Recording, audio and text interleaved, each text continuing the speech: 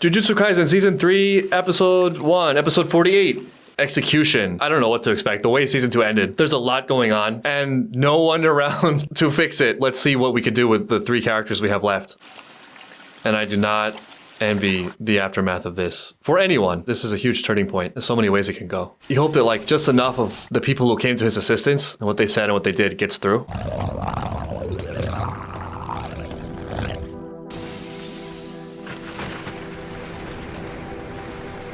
This is a beautiful shot. Damn, so cool looking. Oh yeah, and if that wasn't bad enough, Yuta, though he'll come around, he'll figure it out. It's a great shot. It feels lonely. I mean, this is the world now, I guess, right? Or this is Japan or Shibuya.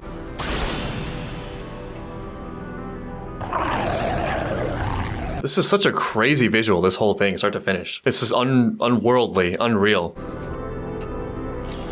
Oh, he used that corpse as an attack point. We're just getting right into this. It's crazy. It's finally happening. So much build up to this.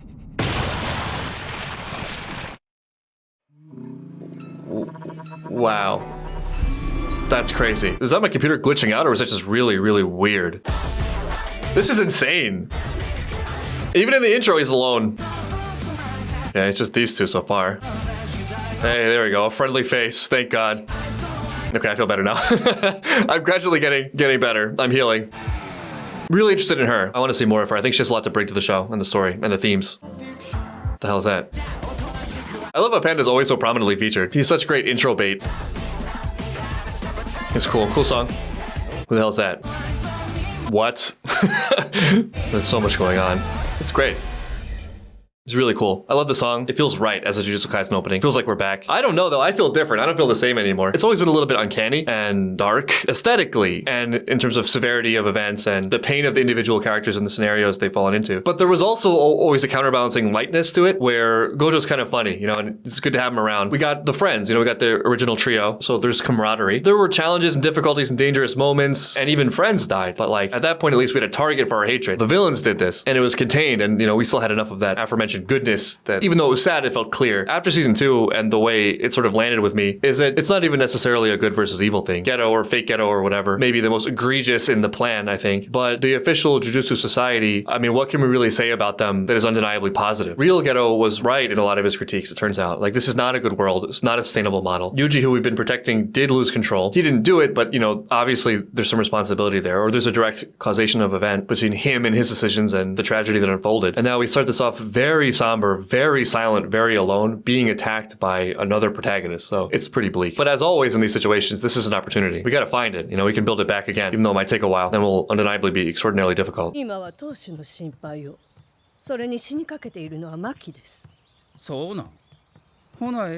Wow, thanks.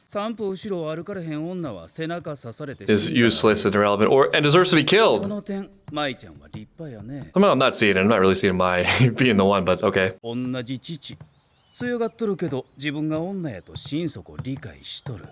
Does she? And also, not that it matters. Okay. People are probably just tolerating this because he's first grade. Yeah, same tits, can't support a man, etc. You're so right. Not to overthink this, but besides like, you know, just giving it the label of misogyny, there's something funny about this for me in experience where like, well, I think there's actually a lot to talk about and it's very interesting to think about roles and biological instincts and all these things. There's just something that hits me weird about people who obsessively ruminate about like the failures of men or the failures of women or whatever, what they should be or what they shouldn't be. I don't know. Like, just live your life and be the best person that you can be and the rest likely will fall into place. Like, you don't need to obsess about other people's behavior so much. What I encounter in that discussion is rarely good faith, intellectual curiosity and discussion. And instead it's yet another battle for social points or something, winning through category rather than actually seeking something good. And as is often the case in those scenarios, it's rare that I hear this kind of thing and I'm like, oh, that's a novel idea. My gut feeling usually is like, oh, I've heard this one before. Like, oh, this one again. This is just regurgitated slop. For all the same reasons that there's any sort of regurgitated social messaging. There's no actual insight. Maybe I'm less upset by the misogyny and more upset by the unoriginality of it. I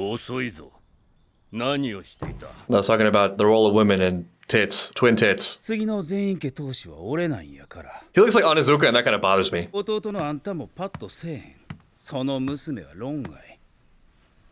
This guy's just way too confident. He's way too confident and he's got something coming to him probably. He's too comfortable in his seat.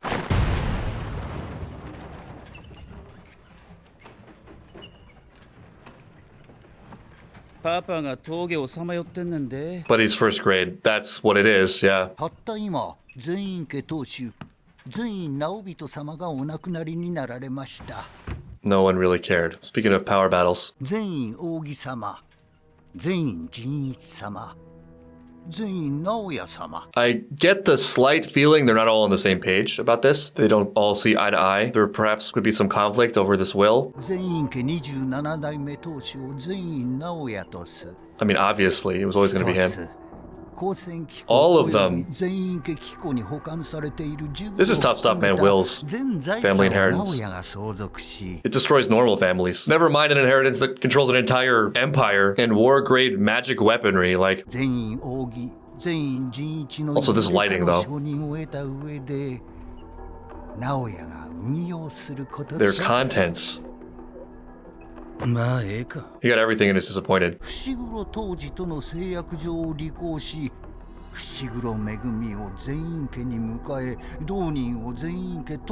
Oh, that's sort of a monkey wrench. That's a big problem and he just became a target. Yeah. You don't even know who that is? This guy's not equipped, I don't think. Okay, good luck.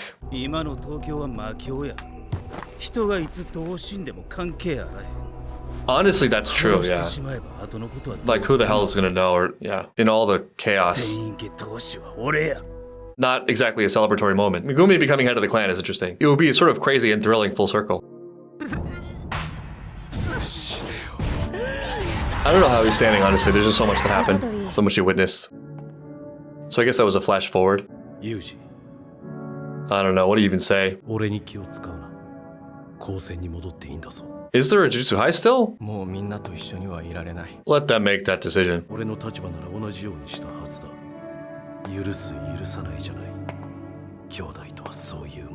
Interesting. At least we're not completely alone. Let's get back to work. Oh yeah, we saw this, right? They're gonna be everywhere and multiplying. If I remember correctly, curses are kind of self-enforcing, right? He's running vertically.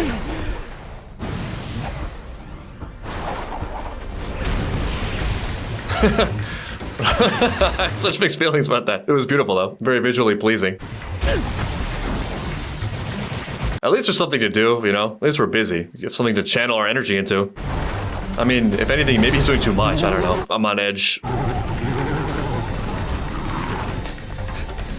It's like in a game when you're grinding, just sort of tuning out, getting levels, and you just go a little bit too far to the next area, and then you're fighting for your life. You're like, whoops, and you lose all your levels. Sad times. Leading him into this.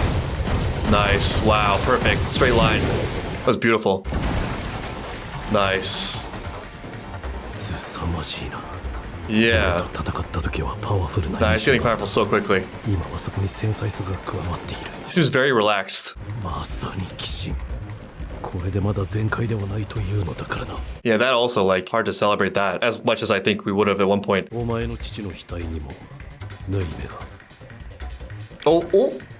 Oh, I see you. This is such a tiny world, and yet people, like, they really don't know about each other. Yep.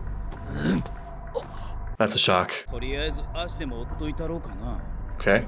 Good luck.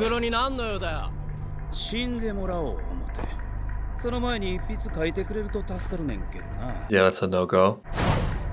Okay, that's not good. Bad luck. He teleports? Is that what it is? Oh my god, and he, like, parts his hair. He, like, phases out. It's not speed. That's our painting brother or something? What could be creepier than Gojo-sensei? Oh, it's him. That's how it feels to encounter him? Yuta maybe accidentally saving him. Or maybe the Zenin clan leader being here saves him. There's a lot of variables. We know, yeah. He's legendary. Right. How do you do that?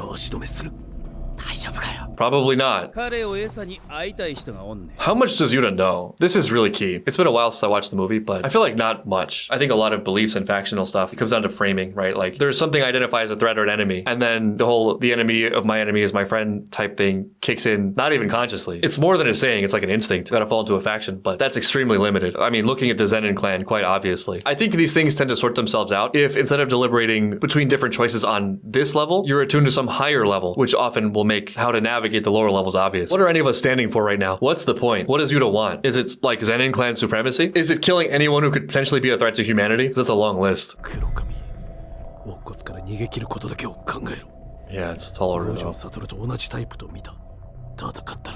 What would Gojo think right now?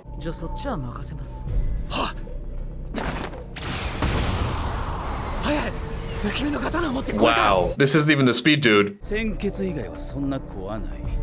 ほんで鮮血を出すには It's a bad matchup, I think, right? でかいためがいる。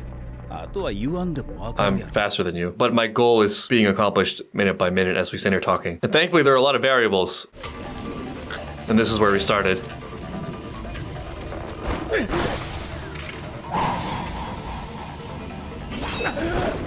Okay, yeah, he's going to kill. High praise. Wow. He's holding his own against a special grade. Can we just talk it out? Hold on, wait, hold on a second. Just wait 1 minute. 気づいた。五条先生より多いんだよ。 That's crazy. 僕に磁力切れはあっても。 It's very nice of you to tell us this. Thanks for the exposition. 話は終わり。 Maybe that's the answer to beating him. You let him run out his cursed energy and you just, punch him. Whatever can get him into a place where it's a physical matchup. Yeah, he's out for blood. Yeah, think about Toto. Remember Toto. 磁力操作の精度が高いから。 Whoa, 直 wait, 前まで wait. 攻撃が予測できないという意味だ。 Hold on a second, please. Okay, amateurs telegraph their movements. 刀を含め全身から常に磁力が立ち上ってる。動きを読む読まない以前 Oh, の I see. So overwhelming. 全ての攻撃が決定打になり得るし。 Yeah, I guess like it doesn't help that you can predict a bomb if you're standing in its blast radius. あとは頼みます。悪いけど、まだ死ぬわけにはいかねえんだ。 This I really feel like it's a saving grace, right? The things people told him, those small little influences, right? Like don't give up. I believe in you. People who fought to the end, especially for him.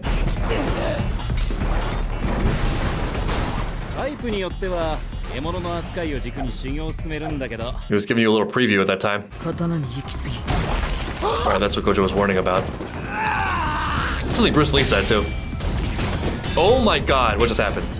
折られた。 Yeah, that didn't look good though. Look, he got sliced in half, yeah. Okay, that's a relief. In that case, we're fine. Nah, that's a mistake. It's not just his sword. It's sort of a diversion if you don't know him. 抑えててね。 Hold on a second. Just wait a damn minute. What do you want? 力だ。 Who do you work for? What are your internal motivations and stuff? ごめんね。 Don't be sorry, just don't do it. Oh. No. You think this is gonna take me out? I've died before. It's not my first rodeo. It really is that meme. First time. Almost looks like this ending picks up right at that moment. We're in a dark world. Lost in Paradise, this is not. Paradise is just lost. It's just a red window or door. Okay, now we're on the red door in the ocean and the forest and the plains and the river. We're going on a world tour with this red window. Well, look who's still alive for sure. We're leaving the window behind. And everything was blue. It started out so simple and then got so crazy. I do like the song. Well, I mean, it looks pretty bad. Yuji has escaped death before. Is it maybe making more concessions to Sukuna? Hard for me to imagine it being that, or like I would dread that for Yuji just because of what's already happened. I don't think we like Sukuna very much right now. This episode is sort of a welcome back and visually beautiful, and I think what it captured best was the emotion of like the aftermath and that loneliness. I mean, season 2 was off the rails and Yuji was responsible in large part for it being off the rails and all the tragedy that happened. So they did a really great job, I think, with the tone. And there's this feeling of desolation. You know, this Shibuya arc was so active. There was just so many characters and so much was happening, and it was in Shibuya. And now we're just sort of in this wasteland full of demons and our own thoughts, and unclear which one is worse. I mean, probably the thoughts. And we have the setup of Yuta being back, which is thrilling because Yuta, even without the movie, is a man of legend. And now he's here and he's an antagonist. It's intriguing, and I can't help but feel like there's so much more possible with this that this serves as an intro to, because it's not really clear what the North Star is here. It's not clear who the good guys are. It's just absolute chaos. But there is a silver light. Like, we've seen moments moments of greatness in the show from characters. And I would say, maybe it's just my lens, but I feel a lot of the moments like that are very closely correlated with the characters who are thinking for themselves, who are not like diehard ghouls or diehard Zenin clan or whatever. And so here we have Yuta, who there's a chance, right? Maybe there's something that can be built here that is new, that isn't just Jujutsu Society, which hasn't really proven itself to be amazing and isn't, you know, we're gonna wipe out all non-curse users for humanity or whatever. Yuji not having the greatest day of his life, watching blood off his hands, reeling at the catastrophe that happened, and then executed. Finally fulfilling the prophecy of episode 1. And I guess next episode we find out why he's really alive. I know we said Yuji was dead again, but